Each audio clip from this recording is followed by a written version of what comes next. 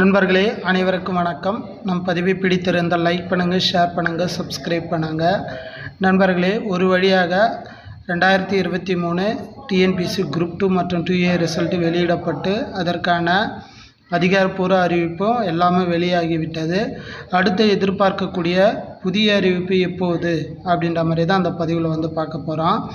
நண்பர்களே, புதிய அறிவிப்பு கண்டிப்பாக தற்போது படித்து கொண்டிருக்கும் தேர்வர்கள் மிகுந்த ஆவலுடன் எதிர்பார்த்து காத்து கொண்டிருக்கின்றனர்.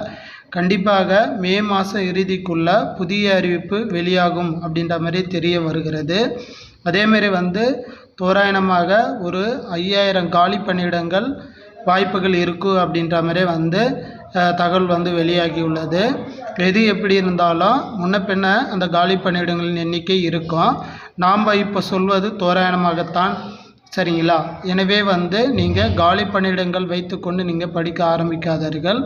கண்டிப்பாக ஒரு பணியிடம் இருந்தாலும் சரி, அதை நாம் வின் பண்ண வேண்டும் அப்படின்ற ஒரு நம்பிக்கையோடு நீங்கள் குரூப் 2க்கு படிச்சுட்டு வாங்க. கண்டிப்பாக வெற்றி பெற முடியும். மீண்டும் அடுத்த ஒரு பதிவில் நான் உங்களை சந்திக்கிறேன். நன்றி, வணக்கம்.